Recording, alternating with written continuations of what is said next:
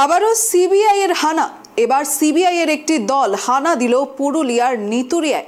শনিবার সরবরি এলাকার জমি কারবারি বলে পরিচিত সৈকতদের বাড়িতে জিজ্ঞাসাবাদ চালায় তারা। সূত্রের খবর, শুক্রবার রাতেই সৈকতের মা সুনন্দা দে শিউরি থেকে পুরুলিয়ায় সরবারিতে গ্রামের বাড়িতে আসেন।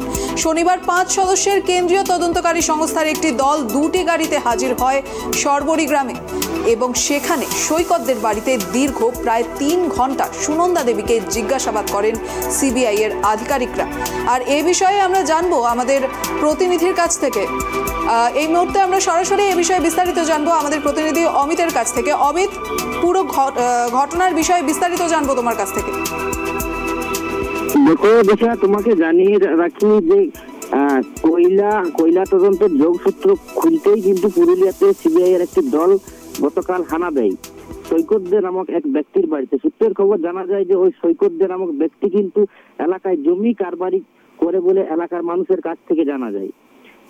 গতকালই তার বাড়িতে আসে সিবিআই এর 5 সদস্যের বিশেষ দল। তারা এসেছিল 2টি গাড়িতে করে, কিন্তু সৈকত দেখে বাড়িতে পাওয়া যায়নি। তাই সুতরাং সৈকতদের মা সুনন্দা দেবীকে কিন্তু দীর্ঘক্ষণ জিজ্ঞাসাবাদ করে সিবিআই আধিকারিকরা।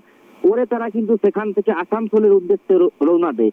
এই বিষয়ে আমরা সংবাদ মাধ্যম সিবিআই আধিকারিকদের কাছ থেকে জানার চেষ্টা করেছিলাম যে কি কারণে বা কি তথ্য পাওয়া গেল, কিন্তু সেখান থেকে তাদের তরফ থেকে কিন্তু কোনো জানা যায়নি বা সেই আধিকারিকরা কিন্তু কোনো মন্তব্য করতে চায়নি। তবে যতটা অনুমান করা যাচ্ছে যে কয়লা কাণ্ডের যোগসূত্র খুঁজতেই তাদের এই কিন্তু তদন্ত বা জিজ্ঞাসাবাদ বলে জানা যাচ্ছে। কয়লা কাণ্ডের এই যোগসূত্রের সূত্রটা কোথা থেকে তৈরি হলো? দেখো, এই কয়লা কাণ্ডের যোগসূত্র এখন জানে সবাই যে লালা যে কয়লা কাণ্ড নিয়ে সেটারই কিন্তু বিশেষ তদন্ত চলছে।